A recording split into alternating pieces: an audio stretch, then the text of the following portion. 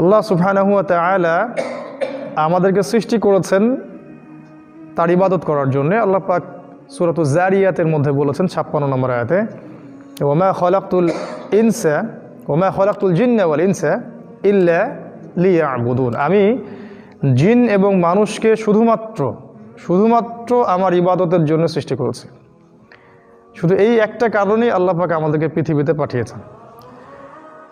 এখন অনেকে প্রশ্ন করে বসেন যে আসলে ইবাদত বলতে কি বোঝায়?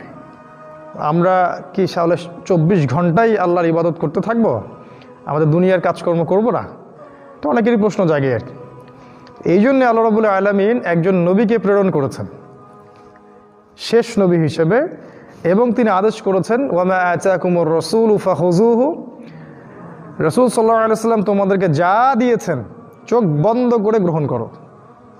ওই যে কোনো যুক্তি দর্শন বিজ্ঞান খোঁজার দরকার নেই, চোখ বন্ধ করে বিশ্বাস করবে। থাকবে কিছু বৈজ্ঞানিক বিষয় থাকবে, দর্শন মিলে যাবে, যুক্তি মিলবে, সব নাও মিলতে পারে, কারণ আমাদের জ্ঞানটা সীমিত, আল্লাহ পাকের জ্ঞানটা অসীম। ওয়ামা নাহাকুম আনহু ফান্তাহু, এবং নবীজি যা থেকে নিষেধ করেছেন চোখ বন্ধ করে দূরে থাকো, কোনো কারণ খুঁজতে যেও না, এটা কেন নিষেধ, ওইটা কেন নিষেধ। আল্লাহ পাক আরও বলেছেন যে লাকাদ কানা লাকুম ফি রাসূলিল্লাহি উসওয়াতুন হাসানা, যে তোমাদের জন্যে রাসূল সাল্লাল্লাহু আলাইহি সাল্লামকেই উসওয়াতুল হাসানা বা অনুকরণীয় আদর্শ হিসেবে প্রেরণ করা হয়েছে। তিনি হচ্ছেন আমাদের জন্য একমাত্র উসওয়াতুল হাসানা। তিনি আরও বলেছেন সূরা আল ইমরানের মধ্যে যে কুল ইন কুনতুম তুহিব্বুনাল্লাহ, হে নবী আপনি বলে দিন যে যদি তোমরা আল্লাহকে ভালোবেসে থাকো, ফাত্তাবিউনি, আমার অনুসরণ করো, তাহলে কি হবে? ইউহিব্বুকুমুল্লাহ, আল্লাহ পাকও তোমাদেরকে ভালোবাসবেন, ওয়া ইয়াগফির লাকুম যুনুবাকুম, তোমাদের সমস্ত গুনাহ আল্লাহ পাক মাফ করে দিবেন। আল্লাহু গফুর রহিম, আল্লাহ পাক পরম করুণাময়, ক্ষমাশীল, অসীম দয়ালু। তো এরকম অনেক আয়াত আছে যে আয়াতগুলোতে আল্লাহ পাক তার রাসূলকে অনুসরণ করতে বলেছেন। তো কেন অনুসরণ? কারণ তিনি এমন একজন মানুষ যার চরিত্রটা মহান। আল্লাহ পাক সূরা কলামের মধ্যে বলেছেন যে ইন্নাকা লাআলা খুলুকিন আযীম, হে নবী নিশ্চয়ই আপনি মহান চরিত্রের অধিকারী। আল্লাহ পাক অন্য কোনো বান্দার ব্যাপারে এরকম সার্টিফাই করেন নাই যে তার চরিত্রটা মহান, পবিত্র। তো যে ব্যক্তির চরিত্র মহান এবং পবিত্র, তো আমরা তাকে অনুসরণ করব, এটাই স্বাভাবিক। আর সুবিধা হচ্ছে যখন আমরা রাসূলুল্লাহ সাল্লাল্লাহু আলাইহি ওয়াসাল্লামকে অনুসরণ করতে থাকব আমাদের ব্যক্তিগত জীবনে, আমাদের পারিবারিক জীবনে, আমাদের ইবাদত বন্দেগীর জীবনে, আমাদের অর্থনৈতিক জীবনে এবং রাজনৈতিক সামাজিক জীবনে, তখন দেখবেন প্রত্যেকটা সেক্টরে আমরা সফলতা অর্জন করতে পারব। তো আল্লাহ পাক তার রাসূলের অনুসরণের মধ্যে ইবাদত রেখেছেন। কোনো বান্দা যদি সকাল থেকে শুরু করে একদম ঘুমানো পর্যন্ত এই উসওয়াতুল হাসানা অর্থাৎ মুহাম্মদ সাল্লাল্লাহু আলাইহি ওয়াসাল্লামকে ফলো করে, অনুসরণ করে, তার দুনিয়ার প্রতিটা কাজই ইবাদতে পরিণত হবে ইনশাআল্লাহ, যে উদ্দেশ্যে আমাদেরকে তিনি পৃথিবীতে পাঠিয়েছেন। ওই যে শুধুমাত্র আমার ইবাদত করার জন্যই সৃষ্টি করেছি। কিভাবে এটা সফলতা হবে? যদি আমরা রাসূল সাল্লাল্লাহু আলাইহি ওয়াসাল্লামের সুন্নাহ শুরু থেকে শেষ পর্যন্ত আমল করতে পারি দিন রাত 24 ঘন্টা, তাহলে আপনার দৈনিক প্রত্যেকটা কাজই আপনার ইবাদত হিসেবে কাউন্ট হচ্ছে।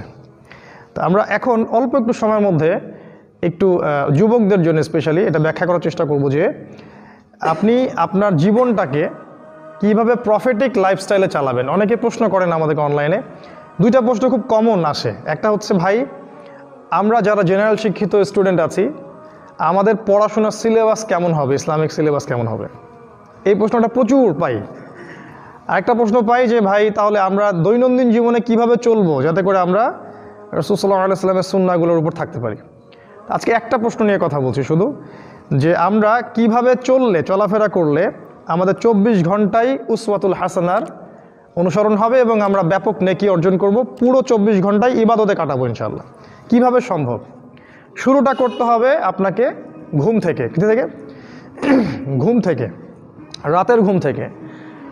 আপনি যদি বা আমি যদি চাই যে আমাদের জীবনটাকে রাসূলের সুন্নায় ঢেলে সাজাবো, তাহলে ঘুমটা সবচেয়ে ইম্পর্টেন্ট জিনিস। এখানে সবচেয়ে মোস্ট ইম্পর্টেন্ট জিনিস হচ্ছে আপনি রাতে কয়টায় ঘুমোতে যাচ্ছেন। ঠিক আছে, আমি একটা আয়াত বলেছি শুরুতে, আয়াতটা একটু অনুবাদ করি।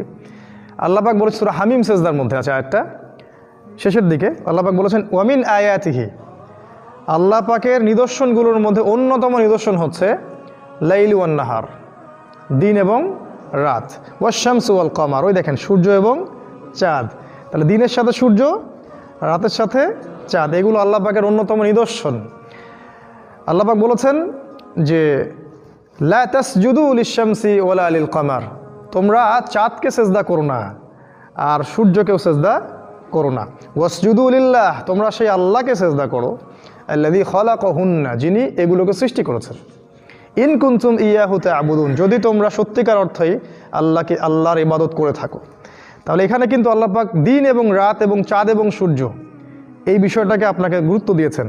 এটা আল্লাহ পাকের নিদর্শনগুলোর মধ্যে অন্যতম। শুরুটা করতে হবে আপনাকে রাত থেকে। সবচেয়ে ইম্পর্টেন্ট জিনিস হচ্ছে, এই যুবকদের জন্য বলছি স্পেশালি, যে রাতের বেলা কখন আমরা ঘুমোতে যাই, এটা ইম্পর্টেন্ট সবচেয়ে। কারণ এই বিষয়টার উপর ডিপেন্ড করছে আপনার পরের দিনের পুরো এনার্জি। সারাদিন আপনি এনার্জেটিক থাকবেন কি না, শক্তি পাবেন কি না, কাজকর্ম করতে পারবেন কি না, এই দিনই বিষয়গুলোর কথা বলছি। এই এনার্জির সোর্স হচ্ছে আপনার ঘুম। ওয়ান নাওমা সুবাতা, আছে না, ঘুমকে করেছি আরামের বস্তু। তো রাসূল সাল্লাল্লাহু আলাইহি ওয়াসাল্লামের সুন্নাহ ছিল এশার সালাতের পর দিনই কথাবার্তা ছাড়া অন্য কোনো কথাবার্তা তিনি পছন্দ করতেন না। এবং এই সময় তিনি মিসওয়াক করতেন, অজু করতেন, অজু করে বিছানায় যেতেন, বিছানার চাদর পরিষ্কার করতেন, হাত দিয়ে হোক বা কাঠি দিয়ে হোক বা যে কোনো বিষয় দিয়ে হোক। এটা তিনি করতে বলেছেন কারণ তিনি বলেছেন যে তোমরা ঘুমানোর আগে বিছানা পরিষ্কার করে নাও, তোমরা জানো না তোমরা যাওয়ার পরে তোমাদের অনুপস্থিতিতে সেখানে কি এসেছিল, সেখানে জিনও থাকতে পারে। তো এই জিনের কনসেপ্ট অবশ্যই এই গডলেস ওয়ার্ল্ড বিশ্বাস করে না, কিন্তু জিনকে অনুসরণ ঠিকই করছে ওরা আর কি। যাই হোক, তো এই বিছানাটা পরিষ্কার করা, তারপরে ওযু তো করে আসলেন, এবারে আপনার দায়িত্ব হচ্ছে সূরা মুলক তেলাওয়াত করা। যদি সূরা মুলক মুখস্থ করে ফেলতে পারেন খুব ভালো হয়, কারণ আল্লাহ রাব্বুল আলামিন তার রাসূলের মাধ্যমে জানিয়েছেন যে সূরাতুল মুলক কিয়ামতের মাঠে বান্দার পক্ষে ঝগড়া করবে, আল্লাহর সাথে ঝগড়া করবে। আল্লাহ এই সূরা এই বান্দা পাঠ করতো, তুমি তাকে মাফ করে দাও। তো কোরআন আল্লাহর সাথে ঝগড়া করবে। নবীজি বলেছেন যখন বান্দাকে কবরে শোয়ানো হবে, আযাবের ফেরেশতা যখন পায়ের দিক থেকে আসতে থাকবে, সূরা মুলক সেখানে দাঁড়িয়ে যাবে এবং বলবে এদিক থেকে তোমাদের যাওয়ার কোনো জায়গা নাই। কবরের আযাব থেকে আপনাকে ইনশাআল্লাহ সূরা মুলক বাঁচাতে পারবে। আজকে আমরা ইশা সালাতে যে সূরাটা পড়েছি প্রথম রাকাতে, এই সূরার কথা বলছি, তাবারাকাল্লাযী বিয়াদিহিল মুলক ওয়া হুয়া আলা কুল্লি শাইইন কাদির। অর্থসহ পড়লেই বুঝতে পারবেন কেন এই সূরা আপনাকে কবরের আযাব থেকে বাঁচাবে ইনশাআল্লাহ। এরপরে পড়বেন সূরা ফালাক, নাস, ইখলাস, 3 বার করে পড়তে হয়। হাত দুটোকে একত্রিত করে নিয়ে ফু দিয়ে মাথা থেকে গায়ের যতদূর পর্যন্ত পারেন মাসাহ করবেন। এই কাজটা কেন করতে হয় জানেন? কারণ যখন আমরা ঘুমাই তখন শয়তান আমাদের ঘাড়ে 3টা গিট দেয়, হাদিসে আছে না? প্রথম গিট দিয়ে বলে যে ঘুমাও, তোমার সামনে লম্বা রাত। আবার দেয় ঘুমাও, তোমার সামনে লম্বা রাত, ঘুমাও, তোমার সামনে লম্বা রাত। এই যে 3 বার আপনি গাটাকে মাসাহ করলেন, ঘুম থেকে ওঠার সময় আপনার মধ্যে কোনো অলসতা কাজ করবে না, ওই গিট কেটে যাবে ইনশাল্লাহ এই সূরার বরকতে। এই জন্য এটাও 3 বার, কারণ শয়তানের গিটও 3 বার। তারপরে সূরাতুল কাফিরুন পড়তে হয়। নবীজি বলেছেন যে ব্যক্তি সূরা কাফিরুন পড়বে ঘুমোতে যাওয়ার সময়, সে ব্যক্তিকে আল্লাহ শিরক থেকে বাঁচিয়ে রাখবেন। আর আপনারা জানেন যে শিরক সবচেয়ে বড় পাপ, কারণ আমলনামায় একটা শিরক থাকলে কি হবে?